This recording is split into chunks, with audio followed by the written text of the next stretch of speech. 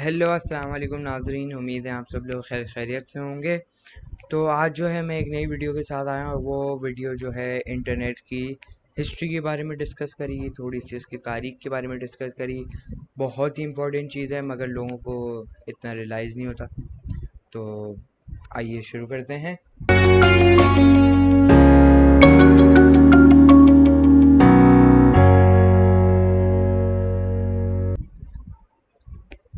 तो इंटरनेट है क्या, ये तो समझ लेते हैं। तो ब्रिटानिका एक वेबसाइट है, उसके मुताबिक इंटरनेट एक ऐसा नेटवर्क है जिससे दुनिया के तमाम तर कंप्यूटर्स एक दूसरे से कनेक्टेड हैं और उस इंटरनेट के ज़रिए लोग जो हैं वो एक दूसरे से राब्ते में रह सकते हैं।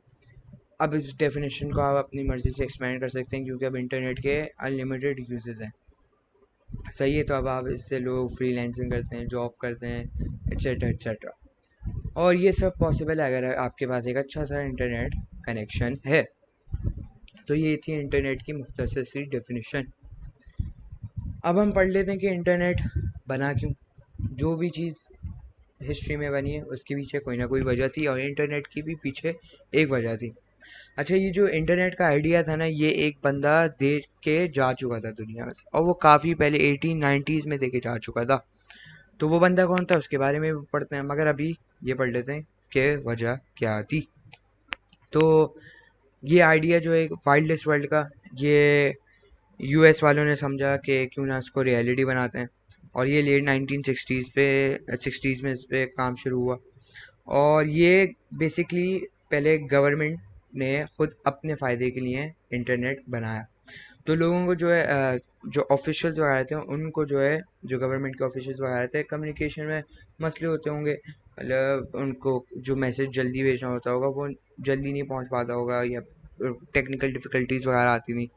तो वो जो रैपिड कम्युनिकेशन चाहते थे वो जो है उन्होंने कहा कि ये इंटरनेट से ही हो सकती है। तो फिर जो इन्होंने फ़ंड किया इस आइडिया को।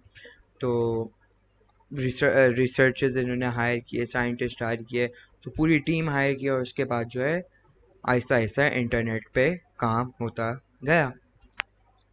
फिर तकरीबन 20 साल बाद, अच्छा मैं जैसे कि आप पढ़ सकते हैं कि लेट 1960s में काम शुरू हुआ था और जो पब्लिक हुआ था ना इंटरनेट, वो 1990 में हुआ था।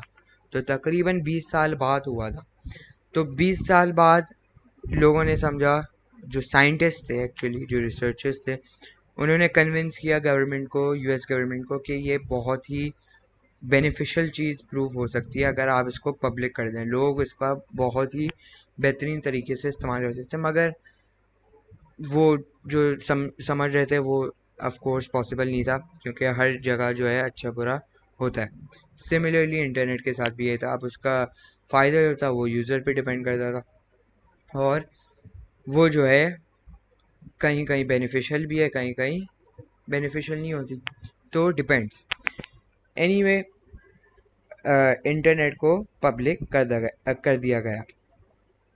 और मज़े की बात, अगर आप हिस्ट्री में ये भी नोटिस करें कि जो भी इन्वेंशन आई है उसकी कोई ना कोई ऑपोजिशन ज़रूर होती थी। सिमिलरली मज़े की बात, इंटरनेट की भी ऑपोजिशन थी कि लोग समझ रहे थे कि इंटरनेट जो है उन लोगों की ज़िंदगियों को और कॉम्प्लिकेट कर देगा, मगर अफसोस जो उस ज़माने में मर गए, तो उनको क्या पता कि आज इंटरनेट ने क्या कुछ नहीं कर दिया और क्या कुछ नहीं कर रहे लोग इंटरनेट के ज़रिए। तो काश वो ज़िंदा हों, वो देखें फिर। तो ये थी इंटरनेट की वजह कि इंटरनेट क्यों बना। Who gave us the idea of internet. अब मैं कह रहा था ना, एक बंदे ने 1890 अर्ली 1890 में प्रिडिक्ट कर लिया था कि एक वाइल्डेस्ट दुनिया पॉसिबल है। और वो कौन बंदा है? वो ये है जीनियस निकोला टेस्ला। तो काफ़ी कम लोगों ने इनका नाम सुना है, मगर बहुत ही लातादाद कॉन्ट्रीब्यूशन है इनकी साइंसी दुनिया में। पढ़ें इनके बारे में, बहुत ही ट्रू जीनियस है, क्या बंदा है वाकई में। मतलब इसने हमें अल्टरनेटिंग करंट जो है उसका कॉन्सेप्ट दिया, इंडक्शन मोटर का कॉन्सेप्ट दिया, हज़ारों पता नहीं बहुत से कॉन्सेप्ट्स इन्होंने हमें दिए, और उस पे जो है काफ़ी बेसिक चीज़ें जो हैं डिपेंड करती हैं आज। बेसिक प्रिंसिपल्स पे जो फंक्शनिंग है मशीन्स वगैरह की, वो इनके बनाए हुए कॉन्सेप्ट्स पे डिपेंड करती। तो पढ़ें इनके बारे में, लिखी गई हैं इनकी बायोग्राफीज इंटरनेट पे, विकिपीडिया पे बहुत पढ़ा हुआ है इनके बारे में। तो गूगल आपके हाथों पे ही है, तो इनके बारे में पढ़ लें, काफ़ी अच्छे बंदे थे। और शुक्रिया करें कि इन्होंने कुछ इस तरह का कॉन्सेप्ट देखे गए कि वायरलेस दुनिया पॉसिबल है। तो आप आखिरी में बुलेट पॉइंट पढ़ रहे होंगे कि फादर ऑफ द इंटरनेट का है, ये जस्ट मेरा ओपिनियन है। मैंने ये भी लिखा हुआ है कि फिजिकली कंट्रीब्यूट भी नहीं किया, मगर since he gave us the idea of a wireless world, तो मैं समझता हूँ कि इन्हें फादर ऑफ द इंटरनेट कहने का थोड़ा बहुत हक तो बनता ही है। तो बहरहाल ये निकोला टेस्ला साहब हैं, पढ़ें इनके बारे में, पता चलेगा क्या चीज़ थे। तो ये थे वो अजीम इंसान। अब जो हमने तारीख की बात की थी, तारीख ये आप देख सकते हैं, ये मैंने टाइमलाइन बनाई हुई है। How did the internet come into existence, was the mastermind behind this great invention. Mastermind तो मैंने अभी जैसे मैंने अपना पीछे ओपिनियन दिया कि निकोला टेस्ला थे, और इसमें हर किसी को मास्टरमाइंड कह नहीं सकते, क्योंकि हर किसी ने अपनी तौर पे कंट्रीब्यूशन किया ही किया है। तो हर किसी को क्रेडिट देने लग गए तो टाइम लग जाएगा। बहरहाल हम थोड़ी टाइमलाइन पे फोकस कर लेते हैं। तो ये जैसे कि आप देख सकते हैं 1893 में टेस्ला साहब जो थे, ये जो पीछे जो उनकी पिक्चर मैंने लगाई हुई है, इन साहब ने इंटरनेट प्रोनाउंस किया था। इन्होंने इसको प्रेडिक्ट किया था कि एक वायरलेस दुनिया पॉसिबल है। फिर लेट 1960s में जो यूएस गवर्नमेंट थी, उन्होंने फिर एक वर्केबल प्रोटोटाइप मतलब फुल वो कंप्लीटेड मॉडल नहीं होता, सिर्फ एक मतलब जैसे समझ लें बिल्कुल एक बेसिक फंक्शनिंग मॉडल होता है, उसमें फुल वो अपनी कैपेसिटी से नहीं चलता, सिर्फ वो ट्रायल्स देखते हैं कि चल रहा है अभी तक जहाँ तक हमने काम किया है वो चल रहा है या नहीं। तो वो जो वर्केबल प्रोटोटाइप था उसको कहते हैं आरपानेट। आरपानेट जो है ये आप देख सकते हैं रेड कलर में, advance research projects agency network.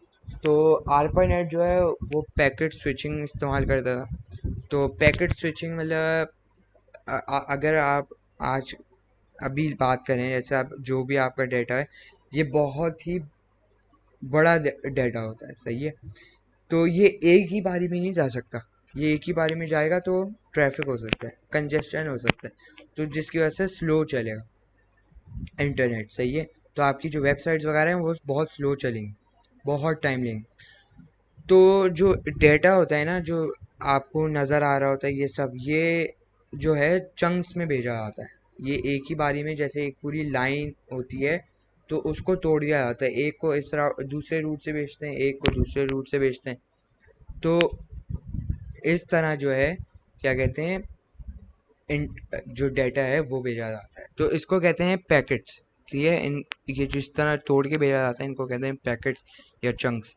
सही, ये पैकेट्स ज़्यादा इसमें मोस्ट कॉमनली यूज़ होता है, तो इसको हम पैकेट्स कहते हैं। फिर 1969 में दो रिसर्च टीम्स थी, UCLA university of California Los Angeles और स्टैनफोर्ड, दो रिसर्च टीम्स थी।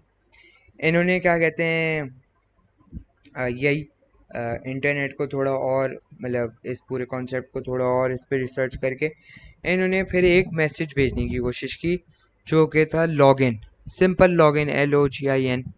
उसमें से भी सिर्फ दो वर्ड्स गए थे, दो लेटर्स गए थे, सॉरी, LO, सिर्फ LO गए थे। बहरहाल ये एक तरीके का ब्रेक थ्रू ही था कि टेक्स्ट जो है पॉसिबल था कम्युनिकेट करना। फिर 1970 में Robert Khan and Vinton Cerf, अच्छा कान है, खान नहीं है, कान है। तो इन्होंने जो है ट्रांसमिशन कंट्रोल प्रोटोकॉल और इंटरनेट प्रोटोकॉल बनाए। तो ये प्रोटोकॉल या सेट ऑफ रूल्स हैं जिससे डाटा ट्रांसमिट होगा, सही है। तो जो डाटा ट्रांसमिट होगा वो किस तरह होगा, वो जो थे इन दोनों प्रोटोकॉल्स के थ्रू होगा। तो ये जो पूरा सेट ऑफ रूल्स था, ये जो प्रोटोकॉल था, इसने फर्दर अलाउ किया कि हम जो है और बड़ा डाटा भेज सकते हैं। फिर 1983 में जो आरपानेट जो हमने जिसकी बात की प्रोटोटाइप था, उसने फिर ये जो पूरा कॉन्सेप्ट था ट्रांसमिशन कंट्रोल प्रोटोकॉल का और इंटरनेट प्रोटोकॉल का, ये अडॉप्ट किया। और फिर इसको अडॉप्ट करने के बाद जो आज हमें इंटरनेट मिला वो बनाया गया। फिर 1990 में एक इंग्लिश या ब्रिटिश कंप्यूटर साइंटिस्ट थे जिनका नाम सर टिम बर्नर्स-ली है, वो मैंने यहाँ लिखा नहीं है, मगर उनका नाम सर टिम बर्नर्स-ली है। उन्होंने वर्ल्ड वाइड वेब बनाया। तो जो www. आप देखते हैं ना, जो भी www. वो इन्होंने वो पूरा कोड किया और वो बनाया।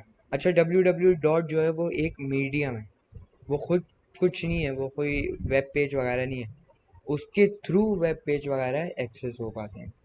तो www. की वजह से आज हमें ये पूरा इंटरनेट मिला। तो ये जो है विंटन सर्फ हैं, ये साहब जो हैं, और ये रॉबर्ट कान है। इन दोनों ने ट्रांसमिशन कंट्रोल प्रोटोकॉल और इंटरनेट प्रोटोकॉल बनाया। तो इनको भी शुक्रिया कहें कि इनकी वजह से इंटरनेट पॉसिबल हुआ। और फिर ये हैं हमारे सर टिम बर्नर्स-ली।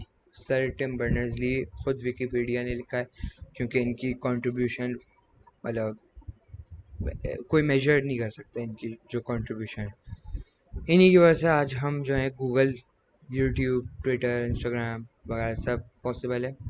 तो अगर ये ना बनाते, कोई ना कोई बना लेता, मगर इन्होंने बनाया, बहुत बड़ी इन्होंने एक ब्रेक थ्रू किया टेक्नोलॉजिकल वर्ल्ड में। और इनका ये काफ़ी फेमस कोट था कि है एक्चुअली ज़िंदा है, तो you affect the world by what you browse. तो काफ़ी इनका मशहूर तरीन कोट है। तो जी हाँ, ये हैं हमारे सर टिम बर्नर्स-ली। इनको भी शुक्रिया अदा करें कि इनकी वजह से आज जो है अब ये यूट्यूब देख पा रहे हैं, वो व्हाट्सएप पे चैट कर पा रहे हैं, ट्विच पे आप गेमर्स को देख पा रहे हैं। तो इनका भी शुक्रिया अदा कीजिए। और ये थी हमारी brief history of the internet. उम्मीद है आप सब लोगों को पसंद आई होगी। अगर कोई कमी पेशी हो तो ऑफ कोर्स फीडबैक वेलकम्ड है। और क्या कहते हैं, आपकी सपोर्ट जो है मुझे फर्दर मोटिवेट करेगी कि मैं और वीडियोस बनाऊं। और ये आपकी सपोर्ट की वजह से ये मैं कंटेंट और प्रोड्यूस करूँगा, और इसी तरह आप लोगों को नॉलेज देता रहूँगा। और लाइक करें, सब्सक्राइब करें, और इसी तरह वीडियो वगैरह शेयर भी कर दें, तो नॉलेज में इजाफ़ा ही हो जाएगा। और बस आपकी सपोर्ट की ज़रूरत है। तब तक के लिए बहुत बहुत शुक्रिया और अल्लाह हाफ़िज़।